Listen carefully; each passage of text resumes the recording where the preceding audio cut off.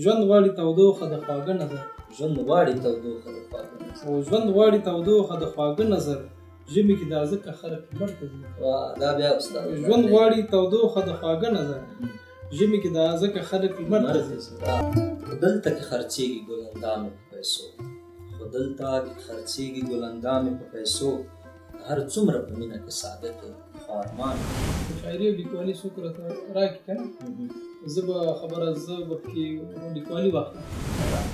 وایي چې زموږ اکثره لیکوال د شعر په زینه د نثر بام ته ختلي دي، مګر وروسته شعر لیکل د نثر نه چې د انسان نه ذوق واخلي انسانیت هغه د انسان ماهیت پکې ښه یعنې له انسان سره له فطرت او لازم موجوده بس ده. نو ښکلا مثلا موږ او تاسې عموما لرغوني پیل نه مثلا موږ او تاسې هر منظره هر نظاره چې دغه ولري ښایست ولري ښکلا ولري موږ او تاسې خوند اخلو.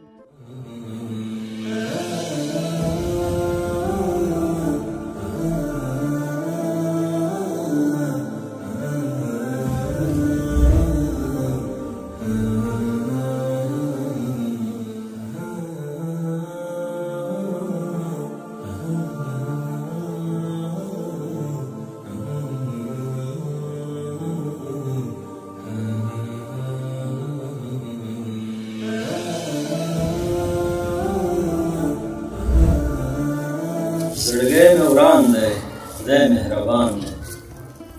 زړګی مې وران دی خدای مهربان دی. خدای مهربان دی. خدای مهربان دی. وطن د خړ پړ ماشوم په شان دی. وطن د خړ پړ ماشوم په شان دی. راباندې ګران دی. خدای مهربان دی. غواړم چې خپل کړم د سپوږمۍ مخه. غواړم چې خپل کړم د سپوږمۍ مخه. دا مې ارمان دی. خدای مهربان دی. لسیزې وشوې چې پسې ګرځم. لسیزې وشوې چې پسې ګرځم. ورک رانه ځان دی. خدای مهربان دی. او څه وایي کرښې زما د لاسو. څه وایي کرښې زما د لاسو. د ژوند امکان دی. خدای مهربان دی. زه یې ملګری د میکدې کړم. زه یې ملګری د میکدې کړم. د الله شان دی. خدای مهربان دی. در باندې ګران یم زما ګمان دی. در باندې ګران یم زما ګمان دی. زما ګمان دی. خدای مهربان دی. او پل د منصور دی یا د حسین دی. پل د منصور دی یا د حسین دی. حق د جانان دی. خدای مهربان دی. اجمله زه د صحرا په لوري. اجمله زه د صحرا په لوري. خدای مهربان دی. سلامونه او نیکې هیلې مې ومنئ. هیله ده چې ښه به وئ. د صحت او عافیت جامې به مو تنې هنرکدې ته مو ښه راغلاست کوم. نن په هنرکده کې راسره د پښتو ادبیاتو استاد پوهاند اجمل ښکلی احمد د استاد سره به د ده په ادبي ژوند غږېږو او ځینې ادبي بحثونه به ورسره تر پایه راسره اوسئ.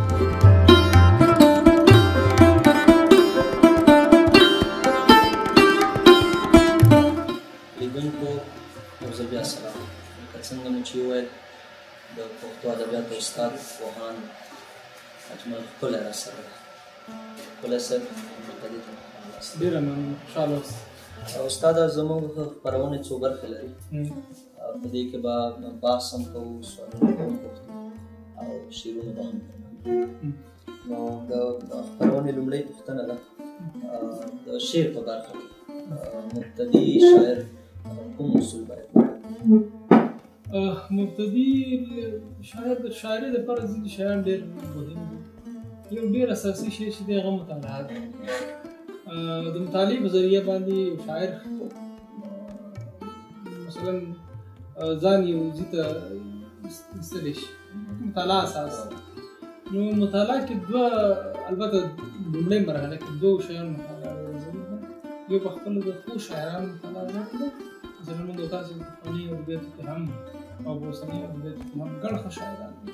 کلاسیک باید کلاسیک مطلب نه، پخواني او اوسني دواړه ښه شاعران یو شکل باندې زموږ او ستاسې په دغه کې د ادبیاتو په حوزه کې منحل شوي دي. مثلا د خوشحال نه راواخله تر ساحل صاحب او تر پسرلي او تر درویشه پورې او مثلا تر ارداده پورې کاروان صاحب دا لوی لوی شاعران دویم دا چې د شعر په باره کې کوم کتابونه لیکل شوي دي هغه ولولئ. مثلا ممکن هغه کتابونه چې د بېلابېلو شاعرانو په سبکونو لیکل شوي دي، د وزن باندې لیکل شوي، په قافیو لیکل شوي دي، په صنعتونو مثلا د بدیع او د بیان کتابونه دي. دغه شان نو زه فکر کوم چې دغه دوه کټګورۍ مطالعه د مبتدي شاعر لپاره ضرور ده چې په دې پوه شي چې یو هغه مثلا متوجه شي چې لوی شاعر ته ولې لوی شاعر وایي. مثلا کوم داسې شیان دي چې زه خپل کوم مثلا کومه ژبه مثلا استعاري دا فکر کوم چې دا دوه ډوله اثار مستوي کار. ډېره مننه استاد.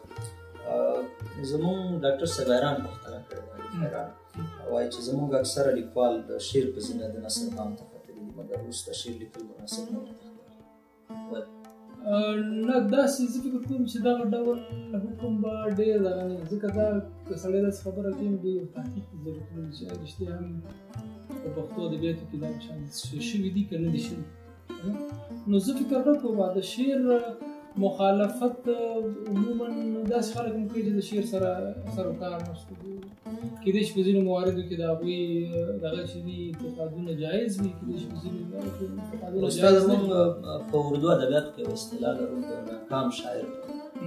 ناکام شاعر چې کله شعر پرېږدي نه وروسته بیا په خپل شعر باندې نقاد وي، په د نورو شاعرانو په شعرونو باندې نقاد وي. اوس میر احمد یاد صاحب دا تېر کې څه لیکنې کول، هغه خپل لومړی شاعر و، اوس هم ځینې وخت څه دي ده ته خوند نه ورکوي، دی بېرته د شعر خلاف دغسې خلک نه. دغه زه فکر نه کوم یاره دا یعنې دا لږ غندیکار او مشاهده تحقیق غواړي. موږ داسې باید داسې ونه کړو که نه چې دې خبرې وکړي. نو تر کومه ځایه چې د ناکام شاعر خبره ده، ناکامي د شاعرۍ ناکامي زه فکر نه کوم والله عالم ما ته دغه اصطلاح په خپله دغه وړ نه ده، تعریف وړ نه ده چې ناکام شاعر یعنې څنګه شاعر. هغه چې نیمایي کې شاعري پرېږدي آیا هغه ته سړی ناکام ویلی شي؟ بېرته په شعر باندې یا اوزګار نه وي، یا اوزګار نه وي. یو سړی دی مثلا یو وخت پورې شاعري لیکي صحیح ده، کېدای شي د صنف دغه وي، یا مثلا اوزګار وي، یا مثلا وخت ورته ولري، یا مثلا دغه شانتې نور وي. خو یو وخت وایي چې نه زه غواړم بدل یې کړم. دا خو د انسان اختیار دی. زه غواړم کره کتونکی شم، زه غواړم حتی د ادبیاتو نه واوړم ژباړه وکړم، زه غواړم ادبیاتو نه دغه نه واړم ژبپوهنې شم. دا اختیار خلک لري.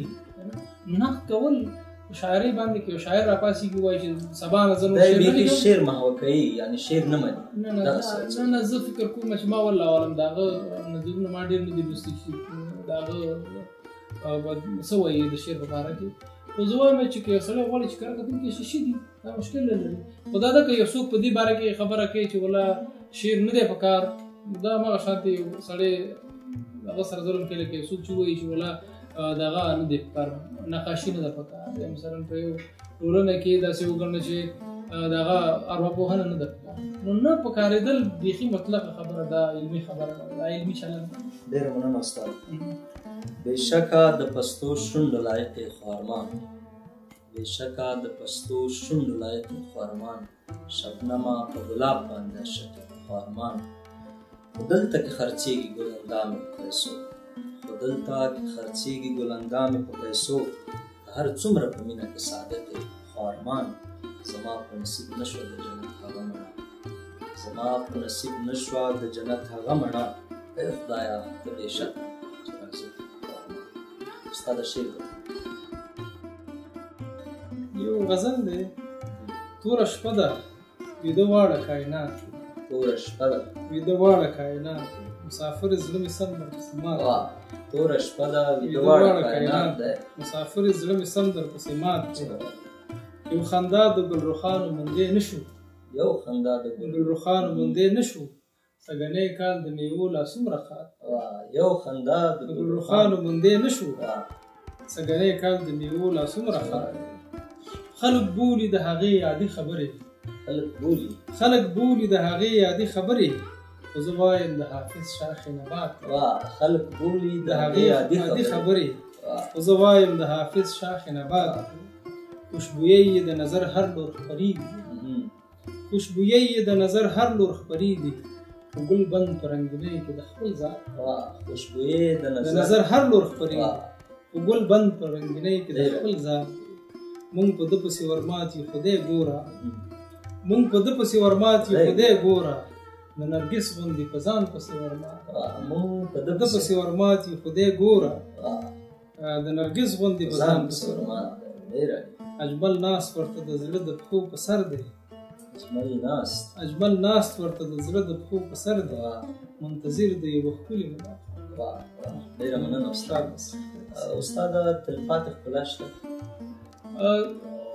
تلپاتې ښکلا مطلب که موږ او تاسې د ښکلا په باره کې خبرې کول هم مبهم دي، ځکه هغه شیان چې موږ او تاسې عیني نه وي زموږ او ستاسو لپاره اندازه کولی نه شو، د هغې تعریفول ډېر سخت کار دی. هغه څیز چې زموږ او ستاسو د ذوق سره زموږ او ستاسو د فکر سره ارتباط ولري او هغه شیان چې مثلا د زمانې د بدلون سره او د مکان د بدلون سره بدلېږي د هغې په باره کې دقیق خبرې کول لږ مشکل دي. که موږ او تاسو ښکلا یو څیز وګڼو نو زه فکر کوم چې ښکلا یو ابدي څیز دی. څه وخت نه انسان راغلی دې دنیا ته او تر څه وخته پورې چې دې دنیا کې وي تر هغې پورې انسان او ښکلا سره تړلي شیان دي. ځکه انسان چې د انسان نه ذوق واخلي انسانیت هغه د انسان ماهیت پکې ښامل دی، یعنې له انسان سره له فطرت او له ځان موجوده بس ده. نو ښکلا مثلا موږ او تاسې عموما لرغوني پیل نه مثلا موږ او تاسې هر منظره هر نظاره چې د هغه ولري ښایست ولري ښکلا ولري موږ او تاسې ته خوند اخلو کېدای شي او ځانګړی وي کېدای شي او شخصي وي کېدای شي حتی موږ او تاسې عموما کورونه جوړوو یا مثلا دغه شانتې نور که نه نو دا د ښکلا چې ده دا یو ډول ابدي څیز دی چې د انسان سره خو که موږ او تاسې مثلا ووایو چې ولاد د یوې پدیدې په یو ښکارنده کې ښکلا هغه وي نو مثلا زه پوه نه شم ستاسو په سوال باندې چې یعنې یو انسان په ژوند کې یو ښکلا د هغه سره همیشه وي که نه؟ زمونږ عموما په ښکلا باندې بحث دی چې تلپاتې ښکلا موجوده ده. ښکلا تلپاتې ده شاید د انسان سره، داسې به نه وایو چې تلپاتې ښکلا، خو داسې ووایو چې ښکلا د انسان سره همیشه نه ده، چې انسان راغلی دی تر څو پورې چې انسان وي د انسان دا ذوق به وي، انسان به د ښې منظرې نه او د ښې څېرې نه د هغه ذوق اخلي. ډېره مننه. استاده یعقوب سروري صاحب پوښتنه کړې چې موږ چې ډېر وخت د اجمل ښکلي نوم اورو، زموږ سترګو ته لیکوال اجمل ښکلی دی، شاعر اجمل ښکلی دی، د دې راز څه دی؟ والله زه په خپله درته یم زما په خپله لیکوالي او شاعري او لیکوالي څوک راته راکړي که نه زه به پکې لیکوالي واخلم. لیکوالي زه فکر کوم چې لیکوالي لږ غوندې د وخت ضرورت لري، کار ته مسؤلیت یې تر شاعرۍ لږ ډېر وي او ما کار هم نسبتاً ته وګورئ ما کار د شاعرۍ نه په لیکوالۍ کې ډېر کړی، صرف یو کتاب مې شاعرۍ چاپ شوی دی، نور چې دی هغه د لیکوالي کتابونه دي. په دې خاطر خلک زما نه دا توقع ډېره نه لري چې شعر. ډېره مننه استاد. د شعر او روانپوهنې په اړیکې شته؟ اصلا موږ او تاسو پوهېږو چې ادبیات د انسان د تخیل د انسان د عاطفې د انسان د ذهن او فکر زېږنده دي. دغه ټول شیان چې موږ کله وایو تخیل ذهن فکر مثلا همدغه شانتې حافظه او مثلا شعور او لاشعور او عاطفه دا ټول په اصل کې د ارواپوهنې موارد دي. صحیح شو؟ ارواپوهنه د انسان د ذهن په سټرکچر باندې غږېږي او ورسره په چلند باندې غږېږي. ادبیات د انسان د دغې ذهني سټرکچر زېږنده دي. په دې اساس باندې موږ تاسو پوهېږو چې د ادبیاتو د ارواپوهنې ترمنځ ډېره نږدې اړیکه ده. یوازې د ادبیاتو د ژبپوهنې ترمنځ د ژبې ارواپوهنې او ادبیاتو ترمنځ مثلا ټول هغه علوم چې د انسان سره ارتباط دی او زموږ او ستاسو په اصطلاح اجتماعي علوم ورته وایو د هغوی دغه ډېرو ځایانو دغه کې مواردو کې د هغې کارونه ډېر ورته دي سره او مشترک محورونه لري. په دې اساس باندې مثلا شاعر چې دی هغه دغه لري تخیل لري، مثلا عادي ژبه په غیر عادي ژبه باندې اړوي فورمالستان خبره او دا د یو عاطفي په اساس کوي. په دې اساس باندې کله چې ته وایې چې تخیل څه شی دی نو مجبور یې چې ارواپوهنې ته مراجعه وکړې. که ته وایې عاطفه څه شی دی ایموشنز یا احساسات څه شی دی مجبور یې چې ارواپوهنې ته مراجعه وکړې. یعنې په ځینو ځایو کې ادبیات هم ارواپوهنې ته راځي. په ډېرو ځایونو کې ورسره مثلا زه یو فکر لرم یو مضمون لرم زما د ذهن زما د فکر زما د پروسس ذهني پروسس او زما د محرومیتونو او مثلا د بېلابېلو نورو مسایلو چې زما په ذهن کې راجمع شوي زما د لاشعور په یو اصطلاح اجتماعي او فردي لاشعور زېږي مثلا د شعر په ژبه د داستان په شکل باندې یا بل په دې خاطر باندې د داستان او دغه د ادبیاتو او د ارواپوهنې ترمنځ ډېر عمیق او ژور او پیچلې اړیکې. ډېره مننه استاد. هغې ښکلې وربل د تل آباد وي خیر زموږ د ارمانونه د برباد. د هغې ښکلې وربل د تل آباد وي خیر زموږ د ارمانونه د برباد وي. ټوله ورځ د ښار د خلکو مخ ته ځي ټوله ورځ د ښار د خلکو مخ ته ځیر یم ګوندې څوک وي چې له ژونده ځینې ښاد او حافظې باید پاکې وي اجمل حافظې باید پاکې وي اجمله خلک نه غواړي چې څوک دې ورته یاد ستا د بل شعر خوشحاله اوسه یو غزل دی بې له میکدې به سړی چېرته ځي بې له میکدې به سړی چېرته ځي جل وهلې شونډې به ساغر ته ځي ډېر علي بې له میکدې به سړی چېرته ځي جل وهلې شونډې به ساغر ته ځي وایي پټه خوله ښه دي درانه خلک وایي پټه خوله ښه دي درانه خلک او وایي پټه خوله ښه دي درانه خلک خلي همیشه د اوبو سر ته ځي وایي پټه خوله ښه دي درانه خلک خلي همیشه د اوبو سر ته ځي هر محبت پیل په ښو خبرو شي هر محبت پیل په ښو خبرو شي پای کې بیا دا خبرې شرط ځي ژوند غواړي تودوخه د خواږه نظر ژوند غواړي تودوخه د خواږه نظر او ژوند غواړي تودوخه د خواږه نظر ژمي کې دا ځکه خلک لمر ته ځي دا بیا استاد ژوند غواړي تودوخه د خواږه نظر ژمي کې دا ځکه خلک لمر ته ځي خپلې تنهایۍ ته اخر پاتې شوم خپلې تنهایۍ ته اخر پاتې شوم خپلې تنهایۍ ته اخر پاتې شوم هر سړی ماښام د کاله ورته ځي او ولس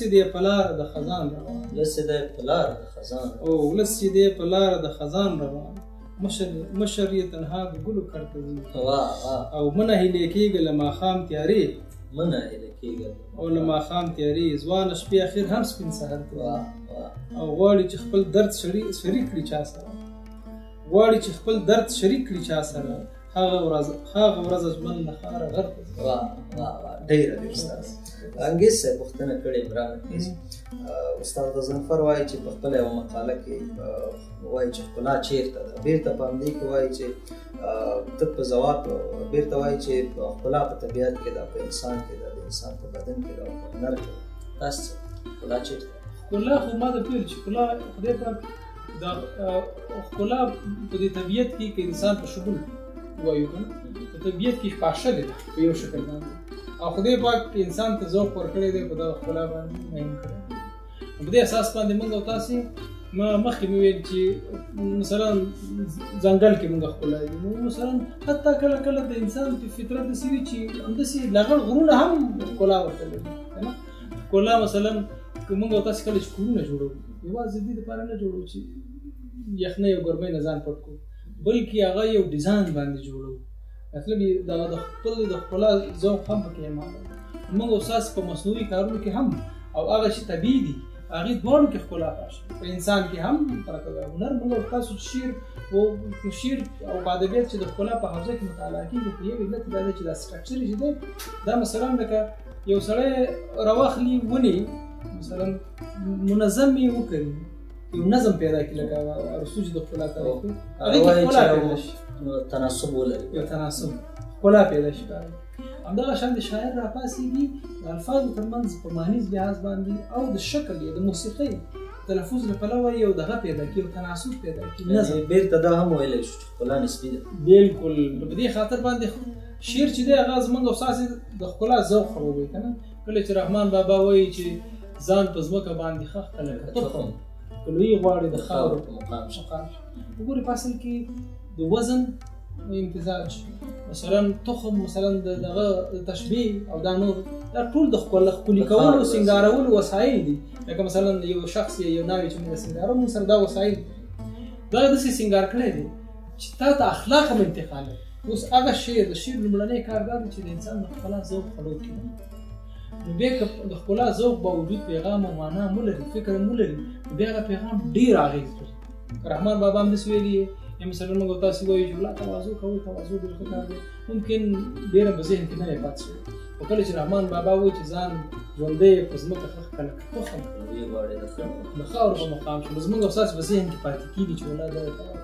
ډېره مننه استاد نو پاشه دی په هنر کې په نقاشۍ کې پاتې شي ډېره مننه استاد د شعر په پېژندلو نه مخکې لکه څنګه چې فکر او پیغام د شعر هغه ذاتي ارزښت نه دی بلکې بهرنی ارزښت ما بېرته برعکس په شرقي شاعرۍ کې فکر او پیغام ته ډېره توجه شوې دلته بله خبره کېږي چې فکر پیغام خو بېرته له شعر وسیله جوړوي هغه د شعر د غایه بللو ارزښت له منځه لاړ نه شي زه یو خبره درته وکړم د وسیلې ګڼلو خبره که شي معاصر وخت کې تاسو وګورئ موږ تاسو چې د شعر تاریخ وایو چې شعر نو بیا پخپله دا وزن نه دی شعر معاصرې معنا په اساس چې کله تخیل او عاطفه موږ وایو شعر یا مخیل آهنګین او عاطفي کلام مطلب وزن دویم سي نو د پخواني شاعري پر خلاف وزن هم یو وسیله ده موږ تاسو انسان ترې متاثر کېږي موږ تاسو عموما زه په دې فکر نه یم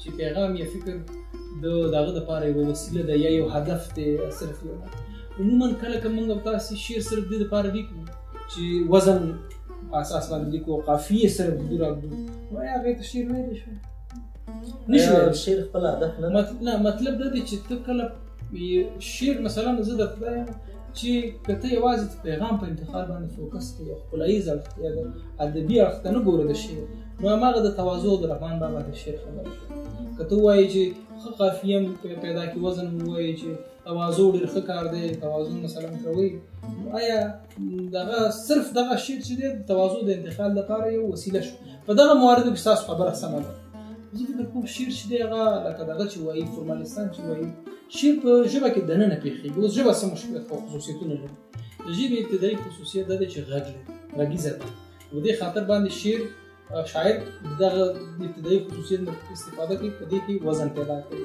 داخلي موسیقي ما د رضا ابراهیمي خبره ده چې شکل او ژبه موږ سره اضافه کوي اوس دوه څو شیان دي مثلا ژبه اصلي موسیقي ده غږ ده مثلا ژبه چې د موږ تاسو خبرې کوو خو د فکر د معنا د انتقال لپاره داسې ژبه نشته چې معنا او پیغام اما ځینې شعرونه استاد یوازې ښکلي هغه ویکټور هوګن وایي چې ښکلی زه دې خبرې ته راځم او سل وارې وایم چې هنر د هنر لپاره او زه اخو خیر اخو ډېرې خبرې لږ زړې شوي دي اوس درته خبره وکړم مثلا ژبه چې ده موسیقي لري غږ دی ژبه چې ده معنا لري مثلا ژبه چې ده تصویر لري نو تاسو خبرې کوو خو یو صحنه تصویر نو دا ټول شاعر په ژبه کې شته دی خو دغه ټول تخنیکونه ته مثلا د دوی تناسب ونه ساتي په شعر کې په هغه صورت کې ته دا حکم کولی شي چې دلته وزن اضافي دی دلته پیغام چې دی دغه شعر صرف د پیغام لپاره وشي کله چې دا درې واړه مزج شي نو بیا ته نه شي ویلی چې پیغام یا فکر انتقال کله چې پسرلی صاحب وایي چې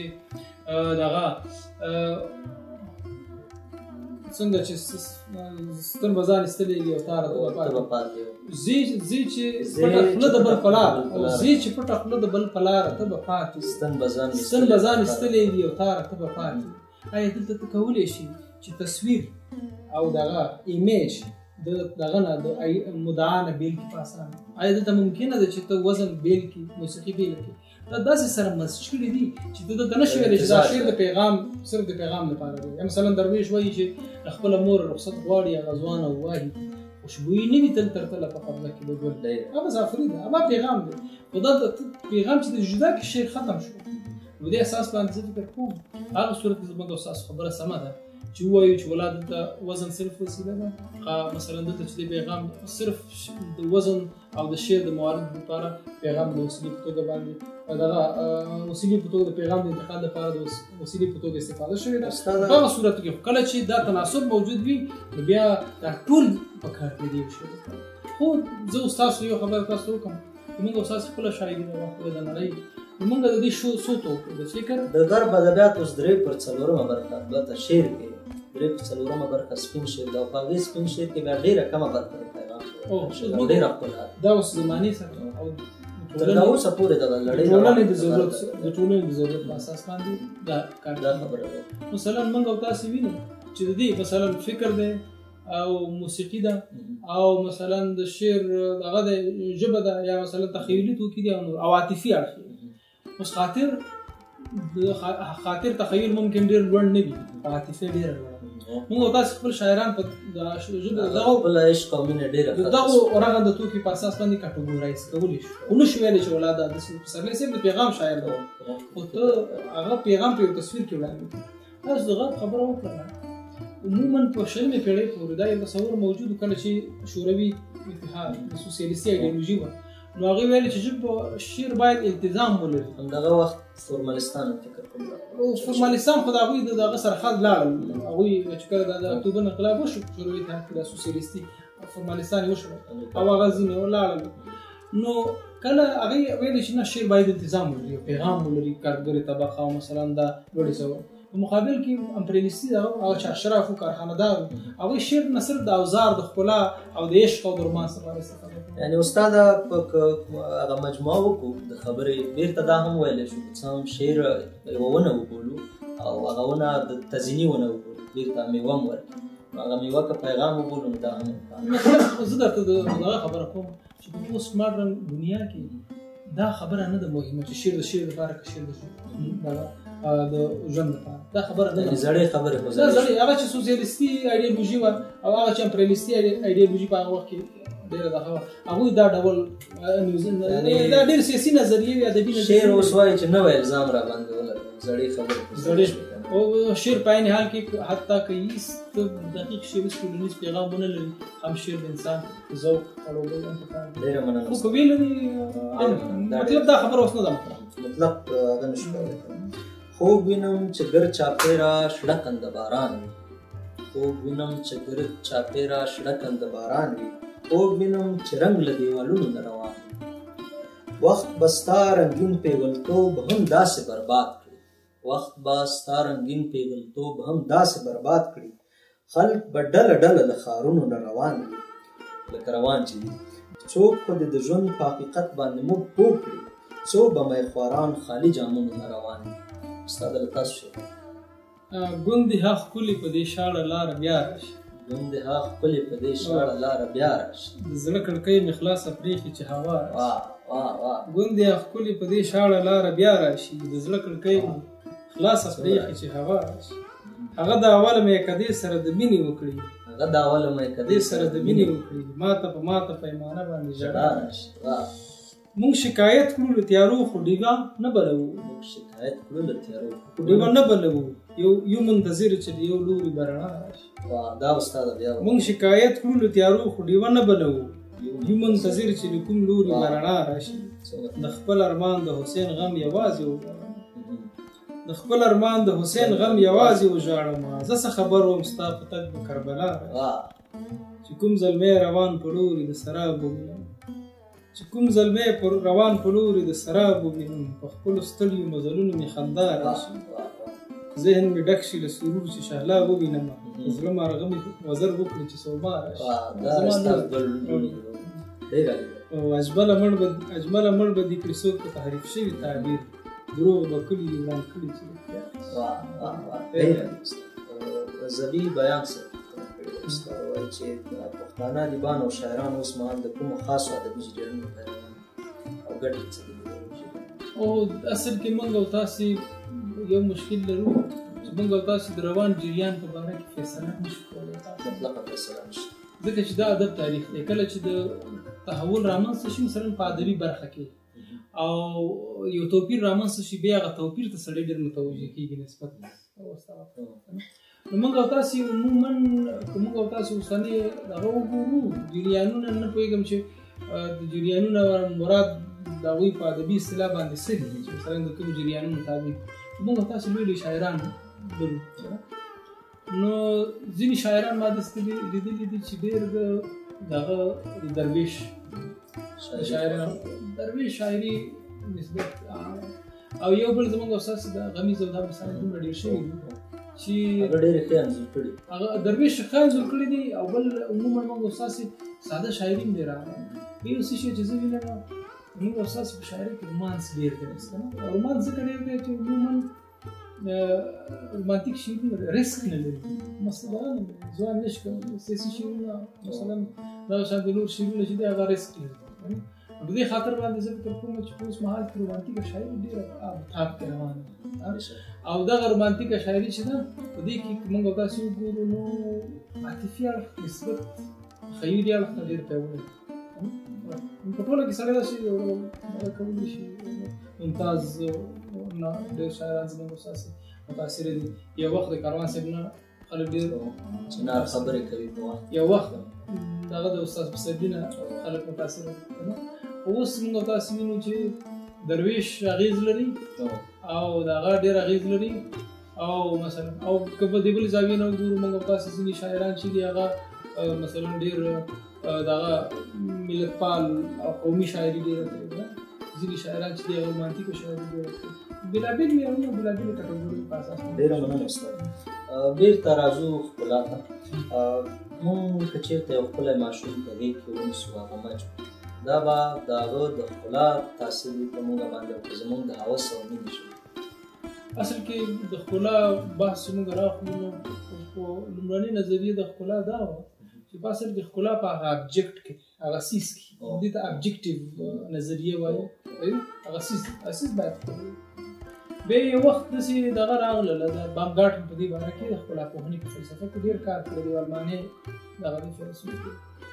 بیا هغې نه وروسته دا نظر راغی چې په اصل کې ښکلا چې ده په سبجکټ کې ده، یعنې سبجکټ هغه ذهن کې د څوک چې مشاهده کوي، نو دغه د هغه د محرومیتونو، د هغه د حتی د یو خبره د هغه د کلکټیو کانشس، هغه د اجتماعي لاشعور، هغه لکه مثلا موږ تاسو د ښاپېرۍ یو دغه لرو، یو آرکیټایپ لرو، نو هغه پخوانی دغه ټول د ده په ذهن کې ده. نو په دې خاطر دا چې د خپل ذهن په اساس کوم یو څه شی ویني د واره کړه لکه مجنون غوندې په هغې باندې میل شي. درېیمه نظریه بیا دا ده چې دا دواړه دغه دي، اصل کې ښکلا هلته هم ده او د ده په ذهن کې هم ده، چې کله دا دواړو سره ترمنځ یو تعامل رامنځته شو، امتزاج ده. نو کله چې موږ او تاسو عموما کله چې ښکلا وینو، د ښکلا سره زموږ او ستاسو تعامل او چلند مختلف وي. مثلا ګل موږ او ستاسو صرف د هغې د رنګ نه او د بوی نه خوند اخلو، خو د ماشوم سره بیا ډېر د عاطفي چلند دی. هغه رومانس چې موږ عموما د هغه سره کوو، مثلا د طبیعت د عناصرو سره کوو، هغه په دې اساس باندې زموږ او ستاسو اجتماع او ټولنه او هغې په موږ باندې زموږ د ښکلا په دغه باندې ځینې محدودیتونه وضع کړي دي چې کومو مواردو کې ته متاثره کېږي څه ډول چلند باندې. ډېره مننه استاد. له ډیوونه چې انکار کوي دا خلک، له ډیوونه چې انکار کوي دا خلک، د هوا او کاروبار کوي دا خلک. ستا بارخود څه غنم نه دی چې وخوري، ستا بارخود څه غنم نه دی چې وخوري، کله کله خو به کار کوي دا خلک او د لاسونو په لستوڼي کې ساتي، د لاسونو په لستوڼي کې ساتي، پر مارانو اعتبار کوي دا خلک او د خزان په لار روان دي عجیبه ده، د خزان په لار روان دي عجیبه ده او خبرې د بهار کوي دا خلک چې د مرګ بلا یې وداړي اجمله، چې د مرګ بلا یې وداړي اجمله، د سرونو هله شمار کوي دا خلک. استاد د پای شعر پخوانی غزل دی، ستنې وباسه ستانه کړه نظرونه، ستنې وباسه ستانه کړه نظرونه، ما آزاد کړه د خپل حسن بجادونه. واه واه واه. راایسار دې وي زما د لاس په موټ کې، راایسار دې وي زما د لاس په موټ کې، دا غوښتنه زه کوی شم د خوشبویي. واه. راایسار دې وي زما د لاس په موټ کې، دا غوښتنه زه کوی شم د خوشبویي. واه. چې شیشې دې په زړه کې ماتې شوي، چې شیشې دې په زړه کې ماتې شوي، معلومیږي اسرې له گفتگونه. واه استاده دا بیا چې شیشې دې په زړه کې ماتې شوي، معلومیږي اسرې له گفتگونه. نه هوا په لاس کې راغله نه هوا شو، نه هوا په لاس کې راغله نه هوا شو، نه هوا په لاس کې راغله نه هوا شو، څه حاصل شو بې ځایه گفتگونه. واه واه واه. او چې اسمان تر ځمکې لاندې دی کپاس دی، لږ مې پوه کړه په خبره افلاطونه. واه. چې اسمان تر ځمکې لاندې دی کپاس دی، لږ مې پوه کړه په خبره افلاطونه. رانه مخکې د خپل لاس لیکې روان، رانه مخکې د خپل لاس لیکې روان، راپسې دي غرونه غرونه دیوالونه. او زه اوسګار له درده نه یم اجمله، ملګري رانه غواړي، ملګري رانه غواړي. ډېره ملګرو دا وه د دې اونۍ هنرکده چې له استاد اجمل ښکلي سره مو وکړه. تر بلې هنرکدې الله حافظ.